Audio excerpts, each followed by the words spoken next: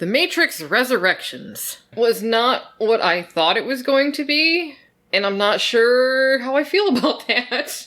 Yeah, I guess I should give, at least for me, some history. So, the 1999 Matrix movie, the original one, I really enjoy that film. Enjoy it so much, I have the Blu-ray for it. So, I enjoyed it quite a bit. Reloaded and, what was the other one? Revolutions? Yeah. The follow-ups, like, I didn't care for those much at all. I think the reason that those didn't work for me, there were a couple of reasons. One was The Matrix, for me, the original movie, it had a slickness to it. It was very slick, very polished, and it had action in it, but I don't need action. There was philosophy in there, too. So they had the right balance of everything in that first film, and it was slickly put together. I mean, it really felt like it was a well-oiled thing that holds up today when you watch it. Those other two movies, it just felt like they were bogged down in this mythos. The part that really broke immersion for me is the first movie was slick. The CGI in those latter movies was really, really, really bad. And I mean bad even by 2003 standards, because I saw it in 2003, well, both of them. And even at the time, I'm like, this is bad. The playground scene with Neo and all the Smiths, I mean, that looked really bad. For me, I guess I'm walking into this movie a bit tainted because the first film I enjoyed quite a lot. The other two, not as much. Although I am admitting there were pieces of the other two films that I did enjoy. I just thought it was either convoluted or so weighed down. You had those albino twins that were interesting on a trailer, but they didn't do much as far as making them anything that I cared about. That the architect and his speech, I think an SNL sketch, I'm trying to remember, I think Will Ferrell or somebody had an SNL sketch where they were making fun of the architect's speech in that movie. Walking into this film, I was worried, which Matrix am I getting? Am I getting the Matrix from the first film that was polished and not bogged down with mythos? Or was I going to get this overly bogged down mythos with hodgepodge of visual effects that were going to take me out of things? I think I came into this movie a little bit differently than you. I guess, first of all, which one do you think you got in this last film? Bogged down in mythos, gratuitous CGI, or a continuation of the first film? I think we did get gratuitous CGI, but at least it was slick. It wasn't that horrible CGI from 2003. Okay. But if I had to say, what did I feel like I watched? They strongly used imagery from the first film. They occasionally popped in footage of the other two, but they were definitely to the nostalgia of the first film. Yeah, I noticed that. It reminded me of a clips show from TV. You know how you get those occasionally? Yep. And I know when I'm rewatching series, I usually just skip over the clips episode, which says something, I guess, about how I felt about this film. Also, I mean, it was interesting. One of the lines in this film was about nostalgia and it being comforting. That's why, I mean, I'm not really sure what to make of this film, because they say that it's one thing, but then I watch it and I listen to what they're saying in the film, and it seems to be a completely different message. So I'm very confused about how I felt about this film. When you look online, people are like saying, well, there was too much meta in this movie. And there was meta. So the concept here is Neo worked at this gaming company, and he made a video game called The Matrix. So they kept referring to the video game and things that happened in the video game. It was interesting because it wasn't just that they were breaking the fourth wall that was keeping my interest, but they were saying some things that were just really in context of the game. For instance, when he was sitting with his partner and they were talking about this new game that Warner Brothers wanted to do, it was stated in the dialogue that something like, well, they were going to make this game anyway, so do you want in or not? And then you think about that and it's like, well, was that some subversive messaging put in there saying, look, we didn't want to make this film, but they were going to make it without us. We jumped on board just to make sure we were part of the process. Well, I know it was interesting because I actually looked into this online a bit, and I did find an article, I think it was from 2019, maybe it's 2017, I don't remember. But the point is that in that article, it said that they were going to be making another Matrix film. Warner Brothers was. And at that point in time, the Wachowskis hadn't signed on. They were looking at somebody else to write it. So, as it turns out, it seems to be that's exactly what it was. Warner Brothers was going to make this film with or without them, so they felt pressured to do it. Whether or not they were glad to do it after being told that Warner Brothers was doing this, I don't know. Why put that set of lines in the film? It didn't add to the story, but it did make me... That's when I started listening to dialogue a bit more. It was toward the beginning of the film when they started this. Yeah. But I started listening more because that just seemed odd to me. It was like, well, wait a minute. I mean, there were parallels throughout the film when they were doing stuff like this. It felt very subversive. Like, once I heard that, I'm like, whoa. I mean, what else are they going to be doing in this film? Is this one of those instances like a musician trying to get out of a contract they're not happy with, and instead of making the music that they usually do, they make some sort of weird new wave music just to fulfill the contract and to basically piss off the record label? Well, they even had that. I think they had a line of dialogue saying that about fulfilling the contract. Yeah. Because if we don't they'll cancel our get on board, they'll cancel our contract. Yeah. And it was also interesting because there was also a scene after they started working on the new game, and these developers were sitting around this table. And they were having this discussion about, well, if we were going to make a sequel to this game series, what would it be? What was The Matrix before? And you and I just had this talk a little bit ago in this conversation we're having. Mm-hmm. And they were having some of the same thoughts that we were. Well, it's action with guns, but then, no, it's not that. It's philosophy. And, well, I don't want to reboot. I want to... And they were having all these conversations that I'm sure real people were having about this film and even going into the film. So again, that's kind of that, well, what were they actually saying here? Is this more of that subversive stuff where they were giving you a glimpse into, well, they were going to make this movie without us, we jumped on board, and this is the kind of crap that was going on in the boardroom when we were talking about this? It certainly felt like it. That, to me, that part of the film, I thought was, because they were doing that throughout the film. Because for me, I mean, at a high level, at face value, the story of this film, I would give a shruggy shoulder okay. It wasn't horrible, but it wasn't great either. It was like, meh. Yeah. But when you start looking at what messaging they might have been trying to stick in here, it kind of takes on... It makes you want to watch it just to see what's going on with that. What dialogue can be interpreted as a... I think you mentioned, I know you mentioned the artist, the musician idea about were they just going through the bare minimum of the contract to fulfill what Warner Brothers wanted for this movie making? And the subtext was all basically like, okay, so there's this one scene where the French guy, I don't remember his official name in the film. Yeah, he was one of the exiles. Yeah, and he said something about, this isn't finished yet. What was it, your sequel spin-off reboot? Yeah, I think it was our sequel spin-off reboot. And then he, spit, and then he was grumbling and walking away. Yeah, I mean, we watched this on HBO Max. So I actually paused the film, and I was like... What just happened? Yeah, we backed up and we turned the subtitles on because what did he say? Yeah, exactly. Because I'm like, he didn't just say what I think he said, but yeah, sure enough, he did. And it's like, it was pretty interesting statement right there. Your sequel spin-off reboot, or our sequel spin-off reboot, and then you spit. Usually that's not a happy action. Spitting at somebody. So it was interesting, and I was like, what in the hell are they trying to mean by that? Yeah. Because that just really felt like they were spitting on the whole, sequel spin-off reboot. Yeah, like the whole movie they were spitting on, subversively. Or was that guy supposed to represent somebody else? I don't know. I mean, it was weird. It was very weird. But that was in there.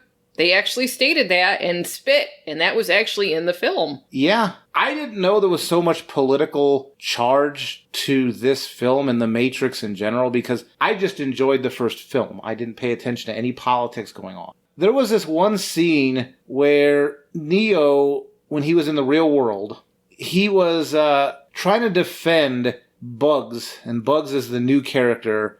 You've probably seen her in the trailer with the blue hair. And Niobe... However, I just want to point out, sorry, I don't mean to interrupt, but I just want to point out that Bugs only had the blue hair while she was in the Matrix. Yep. When she wasn't, she didn't have blue hair, she had brown hair. I just wanted to point that out. She was the blue-haired person when she was in the Matrix, not when she was in the real world. Right. Which we might discuss that more later. But sorry, I didn't mean to interrupt. Just continue. When Neo was trying to defend Bugs for her actions, Niobe she said something like, "Don't you take away her agency." The implications, given our political climate, was kind of a feminist attack on Neo. Yes. But it was interesting because then Bugs' reply was something like, Well, you could have seen Niobe's defense of Bugs as a white knighting moment. Yeah.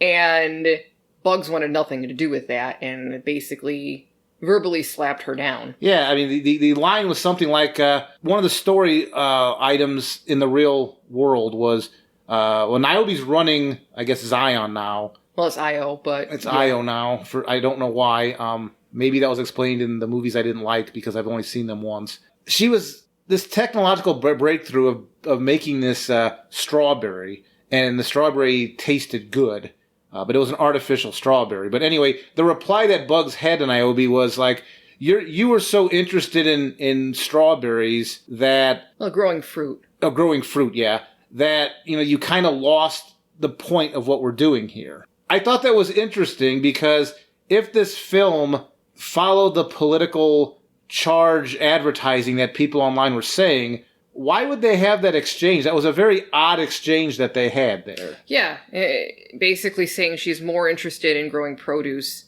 than she is in taking care of people. Yep. That was an interesting statement. And that was in response to the, don't you take away her agency. Yeah.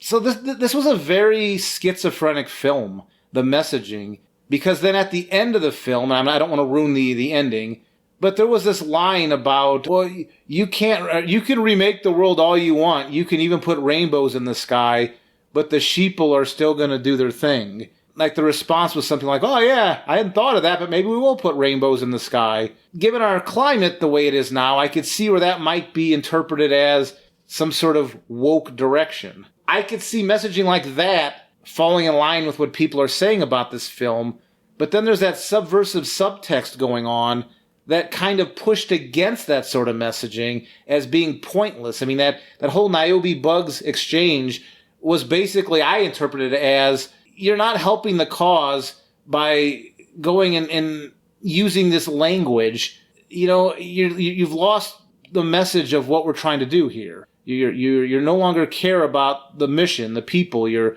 wrapped up in your own thing. Well, she was more interested in preserving what they had than freeing the minds that were still enslaved. Mm-hmm. And smacking somebody down. Yeah. And this was Neo. Yeah. It basically stopping anyone who was trying to rock the boat. And I'll just say this. I'm not sure that... I guess people are saying this is supposed to be directed at the right wing, but they're not the only ones that I see trying to maintain civility at the cost of the people. Yep. So I'll just say that. I'm not going to say anything more political about it, but that's what I saw there, and I found that very interesting. Maybe they were saying more than they intended to say in the film, but that's what it said. Or, maybe we're reading more into it. Or they didn't understand their own statement. Yep. Like, when you extrapolate out that concept, what it actually affects. Because oftentimes people don't understand the ramifications of their thoughts and actions. I mean, the other thing that I found interesting was that, the whole heart of this film was the fact that basically the machine was drawing all of its energy from the cogs. They were having the life sucked out of them to feed the machine. They were just batteries, which, I guess was the concept from previous films. I found that interesting because that has more to do with, I think, the working class than it does with anybody else. We're interchangeable cogs there to feed the machine, and it just sucks our life out of us. And it was weird because I guess the love between Neo and Trinity was super feeding the machine, and... But they wanted that. Yeah. Yeah, they said somehow them two together and in proximity to each other caused more energy to be released. I mean, they were real weird about how they were explaining that. It's like two magnets being close to each other, constantly trying to be together, but being held apart. I mean, I guess that would produce require a lot of energy. I don't even know. I don't understand how that worked. I just don't understand how that worked. By keeping them in close proximity, but not together, it was creating all this energy. I mean, maybe that was explained in the other two movies. If anybody has information about that they can share, put in the comments, because I've only seen Reloaded and Revolutions once because I didn't care for the films. So if we missed that, or if I missed that, please put that in the comments, because it was very confusing to me what that was trying to accomplish. But I mean, like, the ending, it just seemed like any other true love conquers all story. Well, at face value, yeah. At face value, yeah. I found myself bored through parts of this film, but then when they were saying weird things that could be taken in a subversive way, I was very entertained, sitting there smiling and sometimes laughing. And then there was that one scene where all those people were leaping out of the high-rise windows to try to swarm and attack Neo and his group while they were trying to escape. They were bots who were swarming and attacking them, and I'm sitting there thinking to myself, is this supposed to be a metaphor for Twitter? Yeah, that's what I was thinking, where too. You get swarmed by bots, and again, I don't mean to be political here, but I'll just say this. When I've been on social media, I've never been swarm attacked by a right-wing group. Never. It's always come from a Democrat group. In the U.S., yeah, Democrat. Yeah, identity politics people seem to be hell-bent on swarming and attacking anyone who doesn't go along with the narrative, which is so weird because it's like, to me, that is the nature of the Matrix, of being in the Matrix. Like, if you don't go along with the narrative... You're being fed a narrative, and if you don't go along with it, that's a problem. Yeah, that's when you get attacked and deleted or whatever. I just, again, it's like, I don't know that they were trying to send that message with this film. Maybe they didn't understand the message they were actually sending with this film, but that was the message that I got from this film. It's like, I don't know. I mean, I feel like I've been gaslit.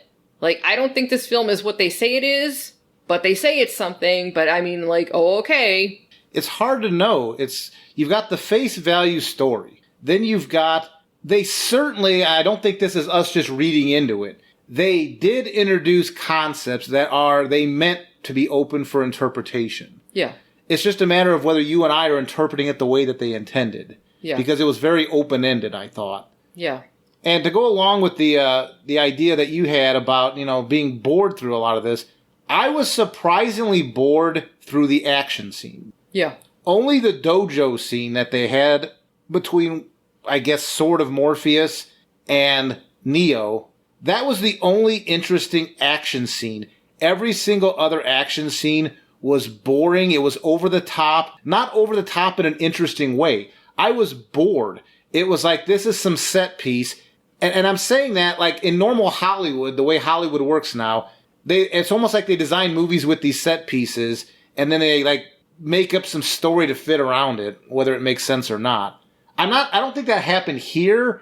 I don't even know. Maybe they were making a statement about those sorts of action scenes, but they were boring. They had no energy to them. I was waiting for it to end. I take that back. I think was that a warehouse they were in? Were they the exiles, that French guy? It looked like something like that, yeah. The warehouse action scene had moments of good action, but every other action scene outside of the dojo, I was bored. I mean, I was sitting there like, even that ending when Trinity and Neo were on the bike, you and I were laughing because I honestly wonder if this was a statement of how ridiculous movies have become. You had people jumping out of buildings as bombs, like that was in the story.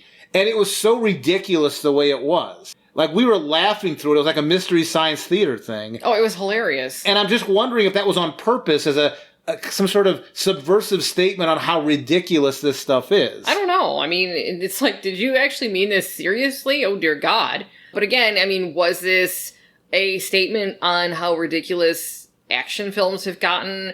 Or was this supposedly an allegory for, using social media? I mean, Twitter in particular comes to my mind.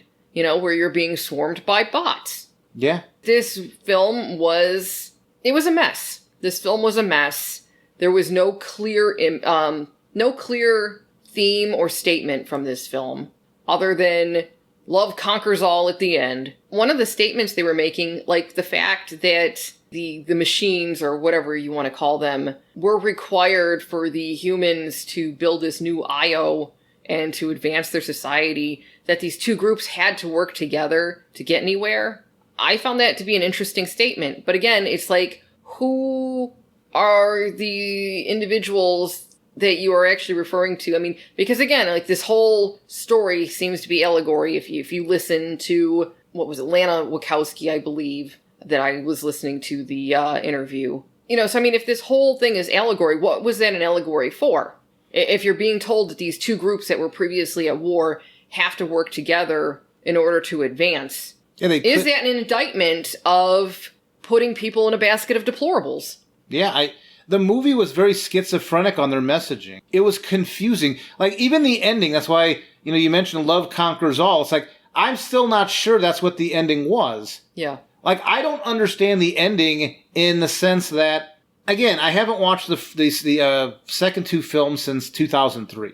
But in the first film, the interpretation I always made of the film, and maybe that was a bad interpretation, is that Neo, the One, through most of that film, he was trying to learn Kung Fu and trying to learn how to manipulate the rules the best he could.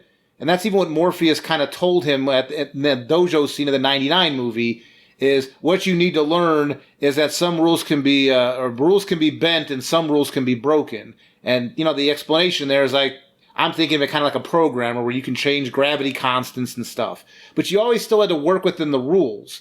And so time and time again in that movie, Neo was trying to take on the agents, just trying to use that philosophy, and he would lose every single time. And then after he died and was resurrected, the interpretation I had was that he realized, I'm not following your rules anymore. I'm not going to change a gravity constant. I'm going to make my own rules. I can remake the Matrix as I see fit. And that's why at the ending of the first film, you saw the glyphs going all around, and he could see all the glyphs, because they mentioned early in the film, in the real world, when they were trying to look at the glyphs of the Matrix, it's like, well, it's complicated and we can only understand little pieces of it. But when Neo was reborn and he reached that level of enlightenment, the whole world, the whole world was in that Matrix form. The artistic vision I interpreted that as is he became one with the Matrix. I mean, he was able to reform it. And even after he took out Smith and he kind of did that flex with his arms, like the world around him bended around. I mean, like visually it bended around. And to me, that reinforced that he could just remake the rules of the world as he saw fit. Mm-hmm. And then that phone booth scene at the ending, when he was, warning them what he was going to do, like, that's the first time we saw him fly, and my interpretation of that was, yeah, because he rewrote the rules in the Matrix so he could fly. It wasn't bending, he just rewrote the rule. Yeah. Now, in the second and third film, I realized the architect was talking about this rebooted, there were many iterations of the Matrix. But what I didn't understand was why at the end of the film, well, I guess before I say that, so my interpretation of Neo and how it worked with the Matrix, the first film. In this film, when he finally was kind of getting his mojo, like he was creating like this force field to stop these bullets. And he was doing that at the end of the movie quite a lot. And I was scratching my head. I'm like, in the first film, yeah, he stopped those bullets after he was reborn. But I mean, I always interpreted that as he stopped them, not because he was putting up a force field. He changed the rules of the Matrix. That's why when he looked down and all those bullets crashed to the ground, that was, to me, showing me that, no, he controls the rules of the Matrix now. These bullets mean nothing. He controls all the rules. Mm-hmm. But in this film, he was creating some sort of like force field, like Star Trek shields, and he was deflecting the bullets. And I'm like, well, how has this changed? This isn't what it used to be, at least not my interpretation. Mm. And then at the end, it turns out Trinity, because the revelation is, through most of the movie, Neo was still trying to fly, or trying to fly again, I guess. And he never figured that out for the most of the movie. But the big reveal, and I guess this isn't a spoiler, but it's a little bit of a one, is it was Trinity who figured out how to fly. At the end of the movie, you see both of them flying, like, toward the camera, because I was looking to see if she was still carrying him, and it looked like they were both independently flying, and then they grabbed hands right before they went in front of the camera. So the implication there is Neo figured it out too. I don't understand, is Trinity the one now, or is the implication as a couple they're the one now? And how does that figure out with the multiple iterations of the Matrix? No idea. Plus it occurred to me, Neil Patrick Harris's character, the analyst. Which I don't know what that was. Was that the architect? Maybe the analyst was explained in those other two films, but was he just a version of the architect? He appeared to be just a version of the architect. He appeared to be in charge of all of this shit. And so maybe my interpretation was wrong when I said that the machines were the conservatives that we have to join together with to make a better world. Maybe he is the conservative. I don't know. I mean, it just, like, the whole thing wasn't clear. But he was clearly the person in charge and making life miserable, not just for Neo, but for Smith as well. Mm-hmm. And what was the deal with Smith? Oh, God, I don't know. This pseudo-Morpheus was, I think they explained, it was part Morpheus, part Smith. But then there was this other character that was Smith. What's going on here? And then the Smith character, I would argue, the one that's a separate entity. I mean, unless I'm missing something that's super important, it seemed like crossing that Smith character off would have affected the plot in no useful way whatsoever. Yeah, I would agree with that. The analyst was the bad guy, not Smith. Yeah. Yeah, like, Smith was unnecessary. I mean, the only reason he was there was to mess with the analyst in that last fight. Mm-hmm. That was the only reason why Smith existed. And if they were going to try to... Because I realized in those two films I didn't like that Smith was wanting to get more and more... I'm going to say power, but I think it was more layered than that. He wanted to gain more and more influence in the Matrix, I guess we'll call it. So I'm gathering that was something to do with that. But, like, the way it was presented to me... That Smith character was unnecessary.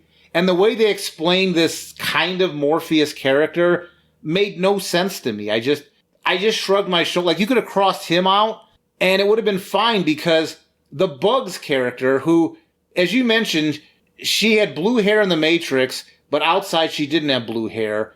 And I'm wondering if they did that on purpose. I mean, yeah, you take on a different look when you're in the Matrix, but I wondered if that was for...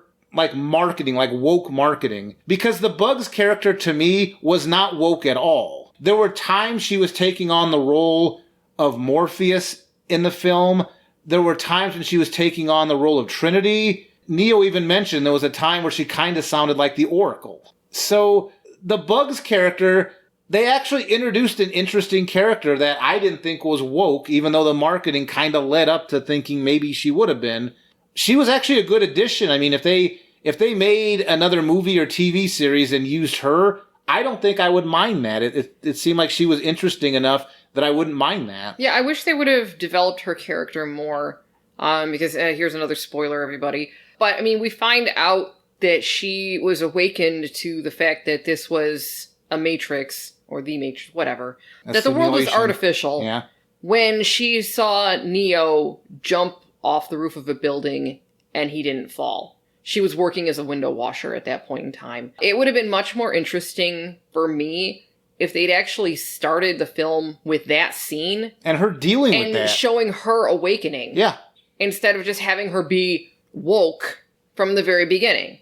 Just my opinion on that. Just, I think that would have been a much more interesting exploration within the film. Because it felt like going over Neo having to choose again between the red pill and the blue pill. They were rehashing old material. God, why? I mean, like, enough is enough already. I mean, they keep saying, oh, nostalgia's comforting. Well, there comes a certain point where the same thing over and over again, eventually you get sick of eating pizza for every meal. Well, that was the thing with some of the messaging. That was also schizophrenic in the fact, sometimes I felt like they were embracing the fandom. Mm-hmm. And other times, like, they were crapping on the fandom. Yeah, I think there were 3 writers on this film.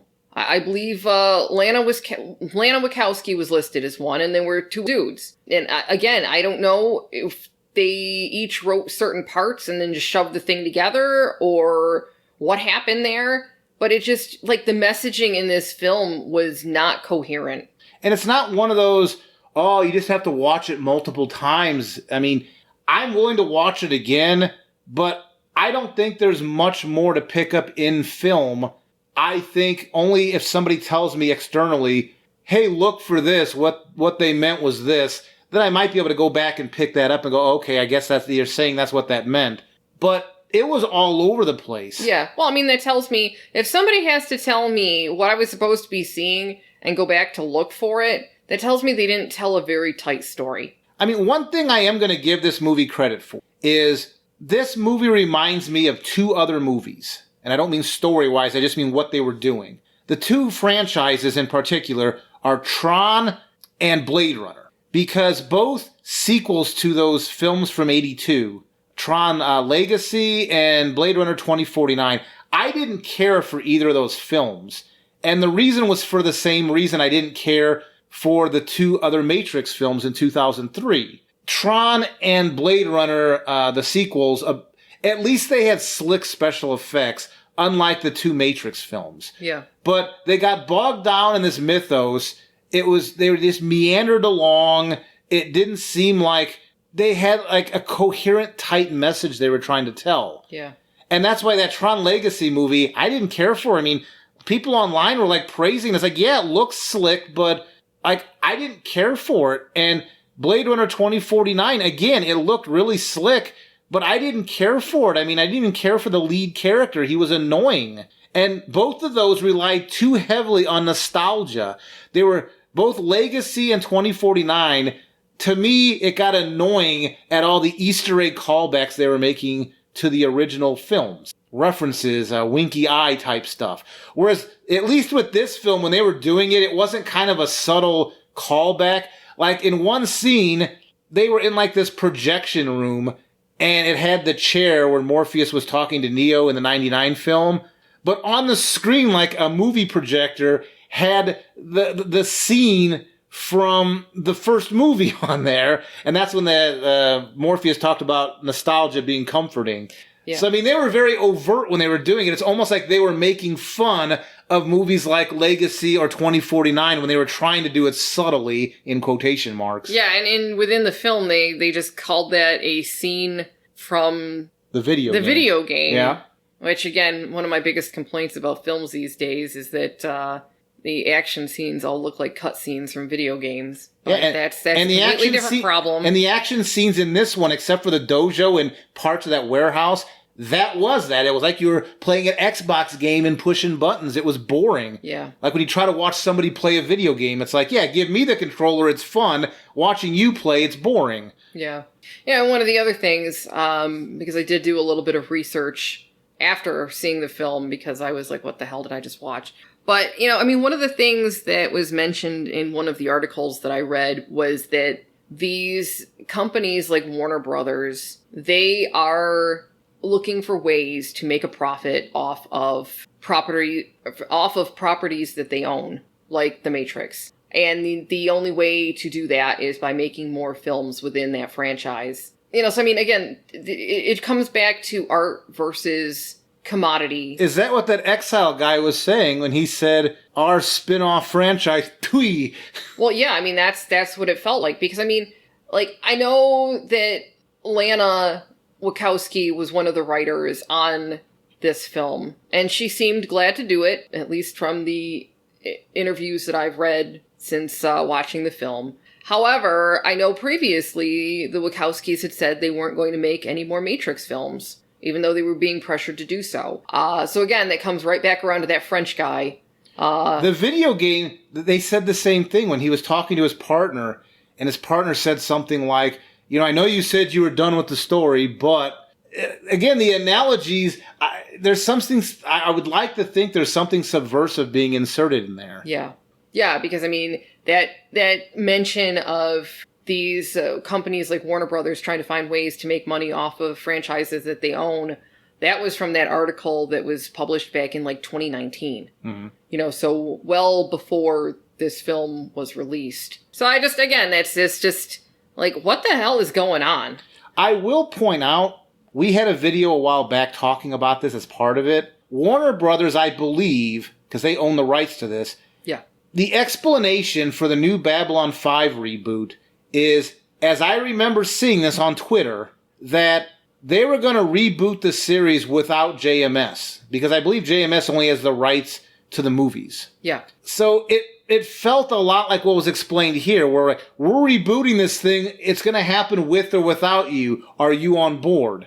So it's going to be interesting when that Babylon 5 reboot happens, if JMS is just going to go along with the program, or if he's going to get his own little digs in there as well, similar to what the Wachowski was doing here. And I say that because I think they both worked on Sense8 together. I think Sense8, that Netflix series, I think JMS and it was the Wachowskis working on that together. If this film had subvertive, geez, I really don't want to do this, but I'd rather have my hand here to limit the damage on a sequel. Yeah. Is JMS doing that with Babylon 5? And that's going to be interesting to see when that comes out, or maybe I'm just hoping. I'm going to be interested in that because that's Warner Brothers as well. And that goes right along with what you're saying about strip mining their older properties to just try to make some money. Yeah. Yeah. I mean, because it's interesting because, back in the day, if anybody's familiar with the animated series Daria, there's an episode where Daria and Jane had entered a poster into a contest. The school administration didn't like the message they were sending, so they were going to alter the poster. And instead of allowing their poster to be altered, Daria and Jane vandalized their own work. Which, of course, the administration got angry about, but still the point is that Daria and Jane would rather have destroyed their artwork than to have allowed the administration to bastardize the message they were trying to send. And I just keep that in the back of my mind when I see people like the Wachowskis, like what Lana just did with The Matrix, especially when I listen to some of the messaging in the film, and what JMS is about to do with Babylon 5. I just keep that in the back of my head. Artists choosing to destroy their own work rather than letting some corporate shill bastardize it. And we don't know if JMS is going to soil his own work. No, we don't. He might be going along with the program. Yeah. So I don't know. Yeah, no idea. But it's just an idea that I keep in the back of my head when I'm viewing this stuff. Because, there are always layers that we don't see. And I don't take anything at face value anymore. Including messages that I get from films. Yep. So for me, the first 50-some minutes of this film is them playing this subversion. Do you really know what's going on? Where they're the meta game of them talking about the game, and we're going to do this. They're going to do this whether you like to or not, whether you like it or not. For me, I don't see me, if I rewatch this film, I almost see me skipping over the first 50 minutes. Yeah. Because at around the 55-minute mark, maybe an hour in, that's when the face value story starts. Yeah. And they're not playing this mental game anymore of trying to, subvert your expectations. And they're actually just telling a straightforward, they start telling a straightforward story. I still think there's a behind-the-scenes subtext they're doing. So for me, did I like the film? Overall, I would have to say no. However, is it worth watching? Yeah. I mean, I think it's worth watching, and if I say that, I guess I'm saying there's some value in the film, But ironically, the value in the film wasn't the story. No. the face value story was, I mean, it was like a bad fan film or something. I mean, the face value story was at best okay. Yeah. But there was a lot going on underneath the surface there, and that's the interesting part that's worth a watch. Yeah. Yeah. So I guess it just depends on, is this a recommendation for you to go see the film? I don't know. I mean, it's on HBO Max, I think, until January something. So if you have an HBO Max subscription, you get that as part of your subscription. That's how we watched it. So I would say watch the film with very low expectations and look for the pieces that we pointed out, because I think that's where the value of this film is. That's probably where the only value of this film is. But it's worth looking at those things. Well, yeah. I mean, because as I said, the value isn't in the story, because that wasn't very good, like, at all. But the value was in the fact that while watching this, they would say these weird things that came across as subversive messages that made me think. And it was the thinking portion of this film that's worthwhile. Mm-hmm. But that's it. So, hey, if you want to think about things, watch Matrix. What the hell was this called? Resurrections? Resurrections. All right. Matrix Resurrections. But thinking, you have to not think about the story. You got to think about, if you're inclined to think about stuff that's happening subversively, that's where the film shines. If you're looking for a straightforward story that'll make you think, this is not the movie for you. Nope. Hidden messages. That's what it's all about. So that's our take on this film. So thanks for listening. We definitely want to hear your thoughts on this, because frankly, I still don't know what to think of what they were trying to do with this film. And so we didn't understand something, or I'm misremembering something from those two movies I didn't care for. So if I got any of that wrong or misunderstood something, please leave a message in the comment explaining to me what I'm misunderstanding. Yeah, put it in the comments, because we really want to know. So anyways, thanks for listening, and here's looking forward to our next video. The world is a mess, and I just need to rule it.